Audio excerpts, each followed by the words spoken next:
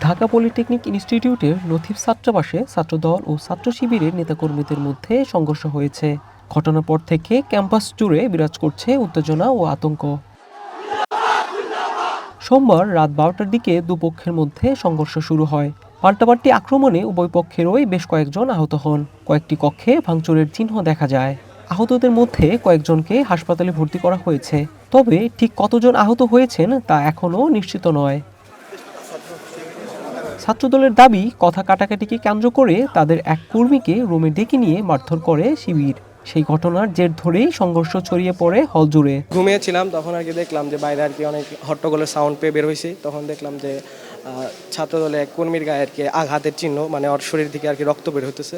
তো এই অবস্থায় আর কি দেখলাম যে এখানে নিয়ে যাওয়া হয়েছে হসপিটালে নিয়ে যাওয়ার আর কি চেষ্টা করা হয়েছে। আমি রুমে ছিলাম, তো রুমে থাকার পরে একটু পরে আওয়াজ হচ্ছিল, একটা কি বিষয় জানি নিয়ে একটা আওয়াজ হইলো। তারপর আমি রুমে থেকে বের হইলাম। বের হয়ে দেখার পরে দেখতেছি আমার একটা ফ্রেন্ড, আমারই ফ্রেন্ড, আমার ক্লাসমেট, ওই সাদিক নাম, ওর 3 তলায় থাকে।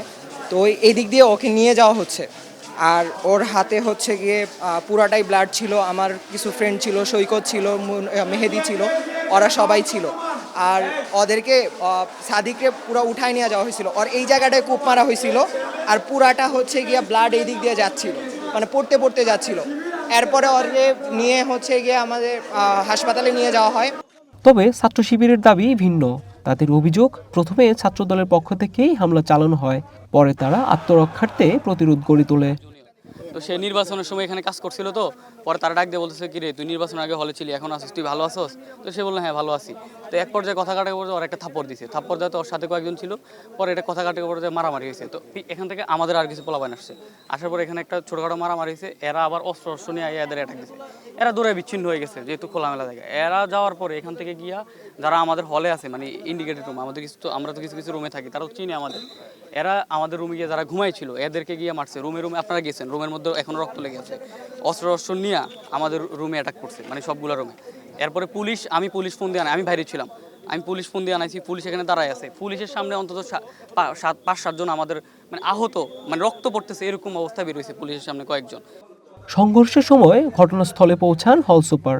পরে পুলিশ এসে পরিস্থিতি নিয়ন্ত্রণে আনে। হল প্রশাসনের পক্ষ থেকে বলা হচ্ছে, দায়ীদের বিরুদ্ধে আইন অনুযায়ী ব্যবস্থা নেওয়া হবে। আমি এখন থেকে 1.5 ঘন্টা আগে শুনতে পেয়েছি। আমি শোনা মাত্রই এসেছি, পুলিশকে কল করেছি। পুলিশ আসতে 5 থেকে 7 মিনিট সময় নিচ্ছে। আমি আসার পরে 5 থেকে 7 মিনিট সময় নিছে। এর মধ্যে হলের ভিতরে কিছু ছেলে অসুস্থ পেয়েছি, আঘাত পেয়েছে। আমি তাদেরকে বের করছি, তাদেরকে হসপিটালে পাঠাইছি। তারা হসপিটালে ট্রিটমেন্ট নিচ্ছে। এবং সেই সংখ্যাটা কতজন এখন পর্যন্ত আমি কনফার্ম হতে পারি নাই। আমার সহকারী হোস্টেল সুপার ওখানে অবস্থান গেছেন, ওনারা আমাকে কনফার্ম করলে আমি সেই সংখ্যাটা বলতে পারবো। আমি ছাত্র হিসেবে যেই দলেরই হোক, তারা ছাত্র, তারা আঘাতপ্রাপ্ত হয়েছে, আমি তাদেরকে হসপিটালে পাঠানোর ব্যবস্থা করছি। পুলিশ বলছে, কিভাবে ঘটনা ঘটলো তা এখনও নিশ্চিত নয়, তবে হল প্রশাসনের অভিযোগের ভিত্তিতে প্রয়োজনীয় ব্যবস্থা নেওয়া হবে। এখন পর্যন্ত এখানে তো আসলে ছাত্রদের বিষয়ে ওনাদের শিক্ষক প্রতিনিধি রয়েছেন, হল সুপার মহোদয় রয়েছেন, ওনারা যেভাবে বলবেন আমরা সেভাবে এখানে প্রসিড হব। ঠিক আছে, আমরা জাস্ট এখন আইন শৃঙ্খলাটা ঠিক রাখছি। তাদের সংঘর্ষ এখন আর নেই, তারা দুই পক্ষ দুদিকে আছে এবং তাদের যারা আহত তাদেরকে হাসপাতালে প্রেরণ করা হয়েছে। আমরা এখানে ওনাদের সাথে আছি। ওনাদের শিক্ষক প্রতিনিধি যেভাবে নির্দেশনা দিবেন আমাদের পুলিশ সেভাবে। হোস্টেল সুপারকে নিয়ে ছাত্রদের যে অভিযোগ ছিল যে এখানে হলে রুমের ভিতরে ইনজুরি পার্সন, তাদের অনেক ছাত্র আটকা আছে, সে তথ্যের ভিত্তিতে আমরা কয়েকটা রুমে তল্লাশি করেছি। 107 নম্বর, 327, 328, আরও একটা 4-5টা রুমে আমরা তল্লাশি করেছি, যে সেখানে কোনো আহত কেউ নাই। আর কি নিয়ে তাদেরকে এই গণ্ডগোলটা, এখানে শিবির এবং ছাত্রদল আসলে কি নিয়ে তাদের মধ্যে গণ্ডগোলের এখানে সূত্রপাত, সেটা এখন আমরা নির্ণয় করতে পারি নাই। আমরা তদন্ত করতেছি, দেখি যে কি নিয়ে এখানে তারা রুমে মারামারি হয়েছে। এটা তো আপনারা দেখেছেন, আমিও দেখলাম যে রুমে কিছু ভাঙচুরও করা হয়েছে, বিস্তারিত তথ্য করা আছে, সে বিষয়টা তো দেখছি। এখন এটা কারা কোন গ্রুপে কে কাটটা করছে, এই বিষয়টা তদন্ত সবাইকে বের হবে। বর্তমানে পরিস্থিতি নিয়ন্ত্রণে থাকলেও ছাত্রাবাস জুড়ে বিরাজ করছে চাপা উত্তেজনা।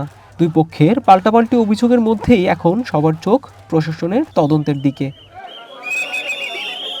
Sania ট্রেজা, one news, Dhaka.